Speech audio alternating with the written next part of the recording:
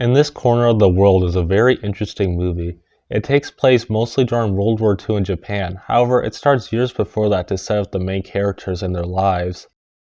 And I would say it does a brilliant job presenting the situation becoming increasingly more dire. The movie can be hopeful and healing, but does not shy away from showing the horrors of war from the civilian perspective.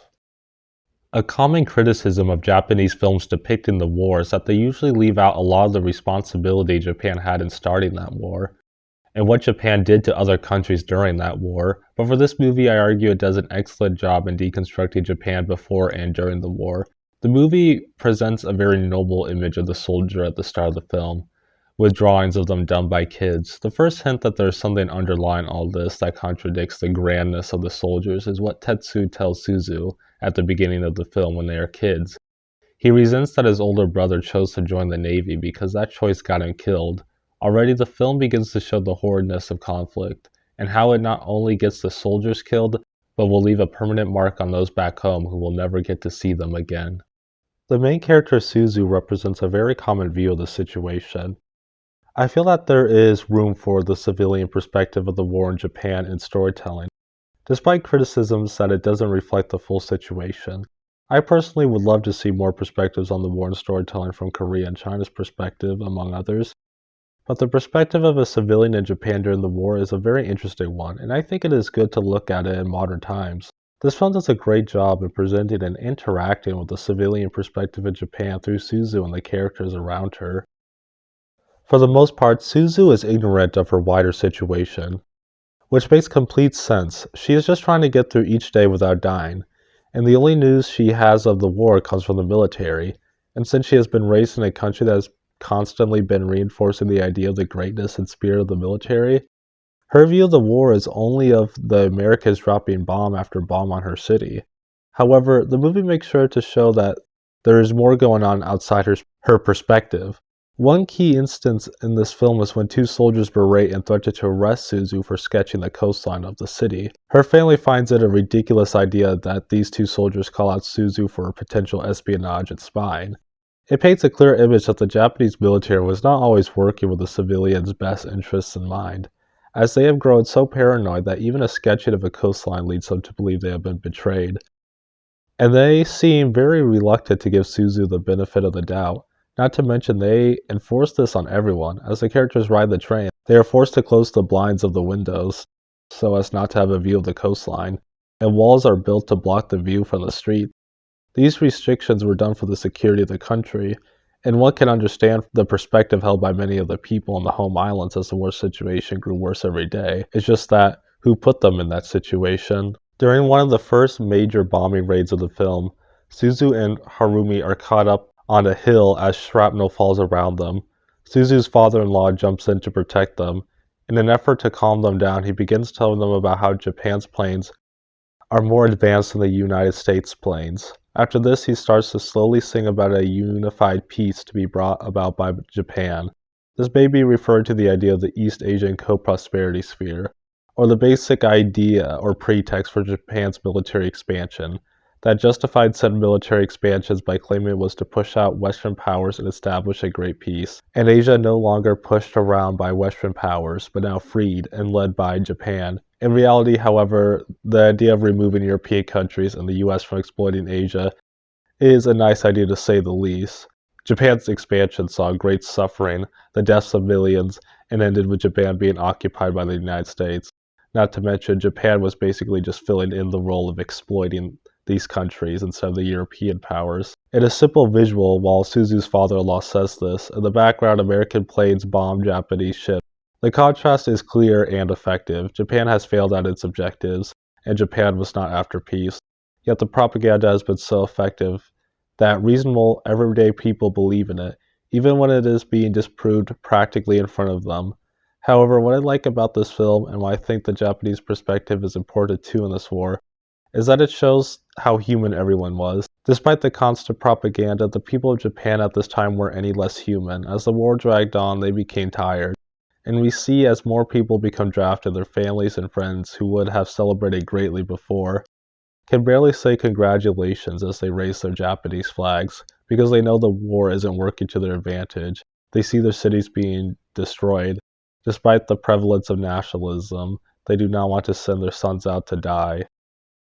But from Suzu, we can see that all this big picture stuff about who started it and why isn't as pressing on a civilian mind, because if your house explodes, it might be hard to find comfort in the idea that the geopolitical situation is very complicated right now. Suzu works hard for the safety of her family and to provide for them as things get increasingly worse. What she sees is just constant fire raining down on everything she has grown to love. She cries when she hears that the country has surrendered, not out of pure nationalism, but out of pain and anger that her country surrendered to violence. Because as she said early in the movie, we will never surrender to violence. But that is what happens. How can it be fair that her country must be occupied by the people that killed her parents and her niece and burned down their cities? It's not a pain that can be healed easily. There is a visual towards the end of the film. After the American occupation begins, a few American soldiers pull into town in a car and start distributing chocolate to excited children. Keiko wonders aloud to Suzu if her own child would have been one of those children excitedly running for candy from the Americans. It's not really anything the movie forces onto us, but there's a clear realization that Japan didn't have to be enemies with their enemies, if that makes sense. It turns out they can have friendly interactions. It turns out that the Americans aren't monsters, just like how the Japanese aren't monsters. It depended on the perspective, on why people thought what they were doing was for the greater good. Maybe it was in that scene where Suzu accepted her new situation, and the situation of her country. She wouldn't accept surrender to violence, but maybe she accepted a surrender to that interaction. On a more personal level, the film goes very deep into the minds of the main characters, especially Suzu. Suzu has had to face many challenges in her life. A lot of her life is outside of her control, whether that is from a societal expectation to marry pushed by her family, or the wider situation going on between Japan and the United States. However, she never stops persisting and being her own person. She stands up to her husband, and she never stops working to ensure the survival of her family. This makes her a very endearing character, because the movie fully shows just how much external influences can affect our lives, but then shows how much a person can get through all of it. External influences are not all bad or good. Her father and mother-in-law take care of her when she is injured, and Keiko, her sister-in-law, helps her as she recovers. This is a good time to talk about that relationship, actually. When Suzu first meets Keiko, it becomes clear that Keiko doesn't have the warmest feelings for her. But the movie isn't here to say that Keiko deserves something bad to happen to her because of how she initially treats Suzu. Instead, we find out about her and see how much she herself has been struggling, and then it becomes hard to blame her for how she acts. She lost her husband, and she can't see her son, and she has to raise her daughter all by herself. I appreciate the movie for showing how these factors outside of our control can affect us so much. When Suzu meets Keiko, she never tries to return any of the disdain being thrown in her direction, but it can't be easy to assume that Suzu would assume that Keiko is just somehow a mean person.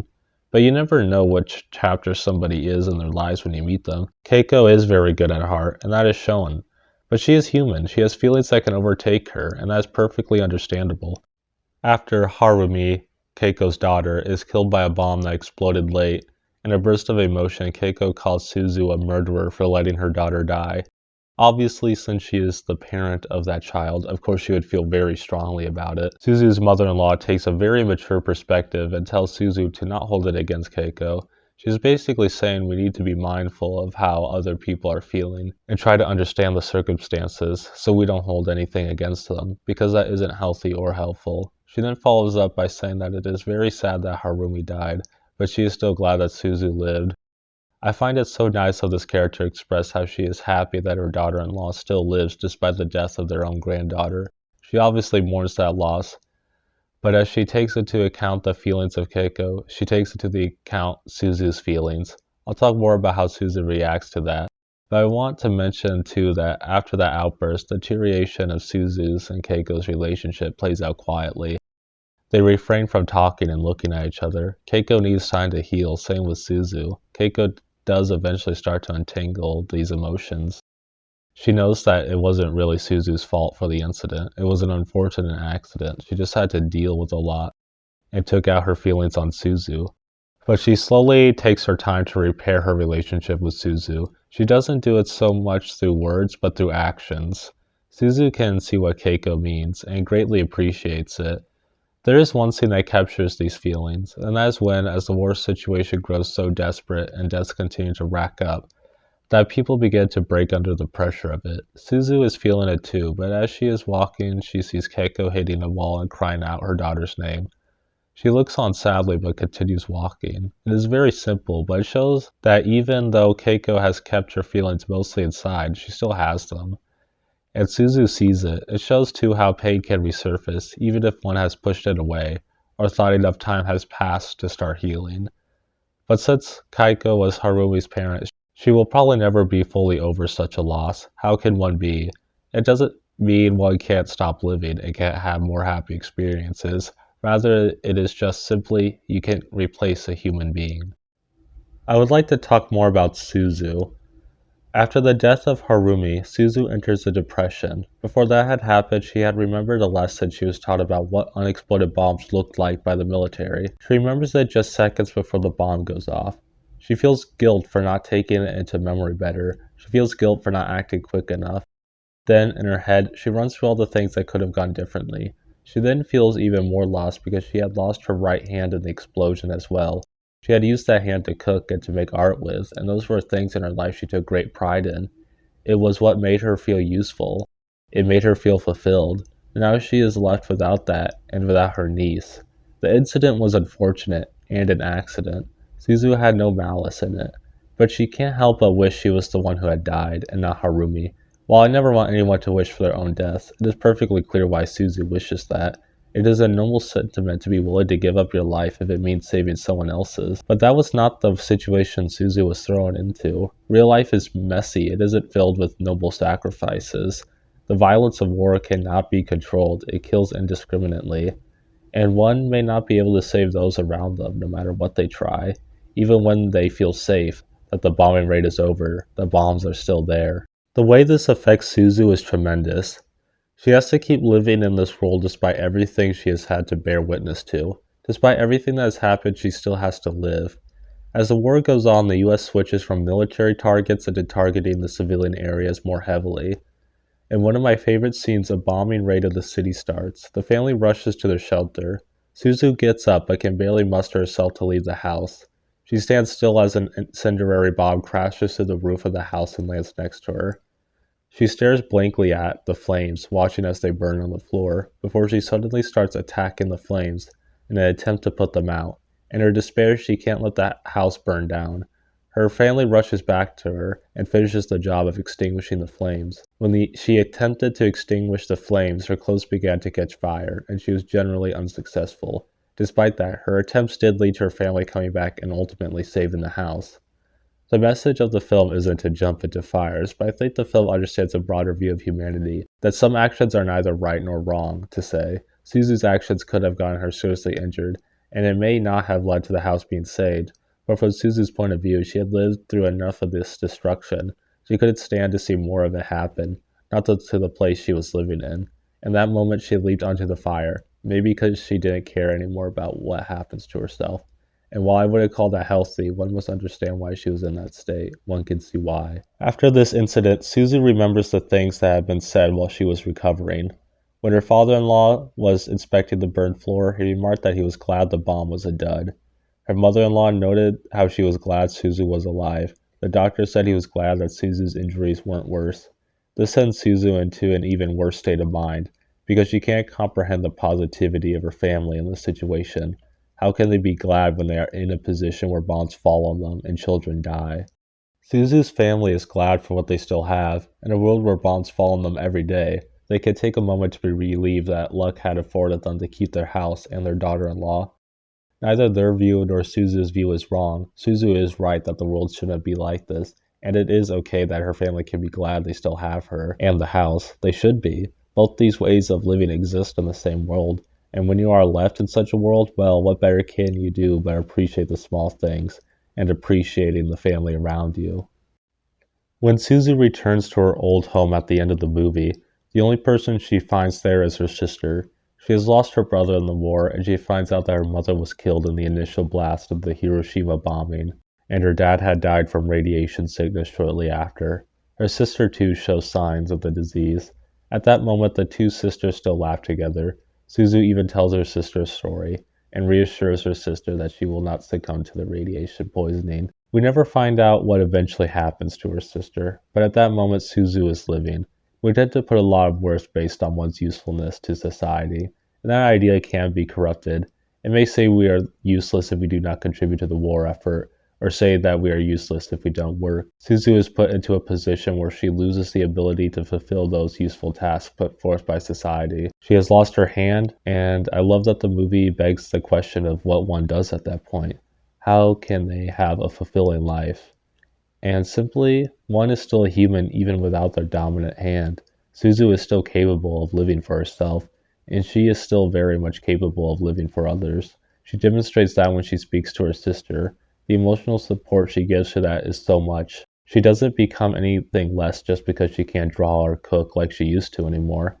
But we can still accept that it is sad that those things have happened. We can live in a world with both. Somehow we still get through. This film deals with the theme of love as well and how freedom and love affects relationships. Tetsu is a character introduced early in the film. He and Suzu develop feelings for each other, but it ultimately doesn't lead anywhere. As the war progresses, Suzu happens to run into Tetsu again after a long time apart. Tetsu tells Suzu his real feelings, but Suzu denies him. Tetsu takes it well, but then he says something interesting. He tells Suzu to stay ordinary. What he means by that is interesting. From his perspective, after being sent down to the Pacific, ordinary to him might not mean housewife, but living without war. As Tetsu speaks, we cut back to sharp but brief images of the conflict he has witnessed. What he wishes for Suzu is that the way she lives isn't altered by the time she is in. He doesn't want her to be forced into a soldier. Tetsu gives freedom to Suzu. He does not want to force anything on her, and he leaves her. His wish for her to be ordinary isn't anything she has to follow. Despite all of it, she is and she isn't ordinary. She can be both. She lives an ordinary life. She is a wife, she takes care of the house. She doesn't do anything particularly grand, other than being a good drawer and storyteller. In that regard, she is not anything unexpected in her time and place. But as Suzu, she is different from those around her. She will find things to not be funny like everyone else, or she will talk back to her husband. In truth, all humans are painfully alike, but we are complex, and therefore we are all different. Hojo is different. He is a character that is made to be sympathetic. Hojo first meets Suzu at the very opening of the film, and a scene that blends reality and fantasy, so the way their first interaction goes is hard to know. But Hojo falls for her there, and when he becomes old enough to marry, he decides he will marry Suzu. This arranged marriage takes Suzu by surprise, especially since Suzu hadn't seen him for years. Suzu's family tells her that she doesn't have to marry him, but that she should at least meet with him. Suzu agrees, but doesn't show up to the meeting. She does, however, come across Hojo afterwards, but they don't recognize each other, and she leads him to the train station. She finds out afterwards that that was the man who had asked to marry her. Suzu's grandmother, on the other hand, is excited for the marriage and acts like it has already been decided. Despite Suzu's parents telling her that she doesn't have to marry, and Suzu's anxiety about the issue, she still agrees to the marriage. It could have been from their chance meeting they had, or from the general pressure that one must get married. Even if her parents said otherwise, Hojo and Suzu do grow closer after they are married. It is revealed too that Hojo had anxiety about it as well. From his perspective, he had to marry someone. It was what it was expected from a man at that time, so he chose Suzu. As the war enters its final days, Suzu is overstressed by everything and decides she will return to her home in Hiroshima. This makes her husband upset, as he had felt they had grown closer. Suzu is in love with him, but she can't take the pressure anymore. Hojo then admits that he basically forced Suzu to marry him, and lets her decide what she wants. I find it interesting that he concedes to that point. I find it to be a good thing, and I believe a couple should be together because they want to, not because they feel they have to. Hojo just can't have Suzu love him because he decides it. He has to grow closer to her and let love happen. Keiko, on the other hand, is opposite to Suzu in that she chose her own husband. However, her husband died due to health problems, and her husband's family took her son. And after that, her house was slated for destruction in order to make fire breaks. She loved her husband, but her experience with her husband's family ended up being more negative than Suzu's experiences with her husband's family. Then there is Reen, who has the least freedom. She is essentially trapped in the red light district of the city, and it is unclear if she survived the bombings.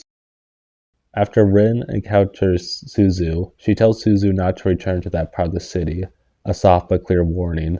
Overall, I think this film does a good job of giving these characters agency in their lives and not making them content with their situations. It makes the characters more human, which I always see as a good thing, and it gives a voice to these characters which are otherwise not usually listened to. The bombing of Hiroshima plays a very important role in the movie. I think the way it was shown in the movie was good in not glorifying it or disrespecting the victims of the incident. Instead of being treated with the actual bombing, we are first presented with Suzu's view. She is in a different city, but when the bomb goes off, she is covered in the blinding light of it. Then she feels what feels like an earthquake before they go outside to see a towering cloud emerge from behind the mountains, reminding Suzu of a storm cloud she once looked at with Harumi. This scene does an amazing job of encapsulating the sheer scale of the weapon, because it shows how big it was, still, even from a place so far away. On top of that, as the days drag on after the blast, pieces of homes and papers from Hiroshima are found in the city, giving an even clearer view of just how powerful the weapon was, if it launched objects for so many miles. Earlier in the film, we see what Hiroshima looked like before the bomb, meaning when the characters return to Hiroshima after the bomb, they, as well as the audience, can see the complete devastation brought by it. That, combined with people mistaking Suzu for a missing loved one, gives weight to the emotions involved in the event. The movie, for the most part, refrains from showing any disturbing images of the victims, save for one scene. In the scene, and just a warning, this is a disturbing description, a woman is depicted with a missing hand, glass shards in her arm, and covered in blood. She leads her child out of the rubble but dies. Her child stays with her for days until maggots start crawling out of her mother's ears. This is just one example, and it is not even the worst there is, to show what the people of Hiroshima had to endure after the bombing. I have been to Hiroshima, and I have seen the Hiroshima Prefectural Promotion Hall. However, it is not called that today. It is now referred to by many names, including the Atomic Dome. It still stands as a building that survived the explosion. It was primarily used for art and education exhibitions, which is why I find it interesting that Suzu sketches it in the film before the blast happens. The building has been used as a symbol of Hiroshima and the perseverance of humanity in the destruction, because it remains standing. As such, it makes sense it would be seen in art, such as movies depicting the bombing. So this movie, I can see how one may see the depiction of the building as foreshadowing, because in some ways it is.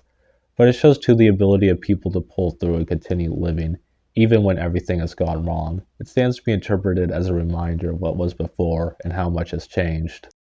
The ending of the film does get me, I have to admit. It was very sweet. Throughout the film, we are constantly reminded of how fragile life is and how close to the edge we can be. For example, Suzu was going to go back to Hiroshima but was unable to due to a doctor's appointment. And at the same time, it shows how good things can sprout from bad situations, if even inadvertently. Because what has happened, but something can come of it that is good. When Suzu loses her arm, it is a detriment. But when the kid from earlier sees it, they are reminded of their mother, who lost their arm as well, and they make a connection with Suzu, leading Suzu and Hojo to adopt her as their own child, and bringing her home. I must say, I really like how Hojo talks to the child, and how the whole family accepts the new kid into the family. It wraps up the film brilliantly. Suzu's thoughtfulness of others never stops being her strong suit, from her kindness to the kid at her grandmother's house at the beginning of the film, to her adopting a child orphaned by war. It is these traits that make her so endearing, that she takes care of others and thinks of others. The fact she feels so much pain over loss and separation shows that she knows these things are wrong. I think to wrap up this review, I want to talk about what Suzu's mother-in-law says when the war ends. She pulls out a stash of white rice she had been keeping, and says that she had been saving it to be their final meal.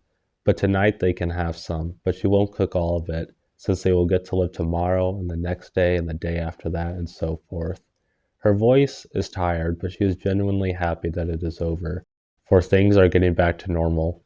While in Suzu's life it is harder for her to remember what normal is like, she will still have a tough time getting acquainted with the endless post-war life, and that is okay.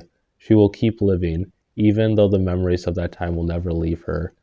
But she can heal. The quiet joy in knowing you no longer have to fear imminent death is, and I will use that word again, enduring. Well, this video has gone on long enough. I want to talk about the manga in the future, and I may make a companion video to this with that. But I think it was okay to review this movie as it is. On top of all this, the movie has a really lovely and smooth animation style that looks really good and complements the characters. The backgrounds are beautiful, and the film switching from the real to the paintings of Suzu are great at portraying how she views the world in an artistic light full of love. Not to mention, the soundtrack is very good.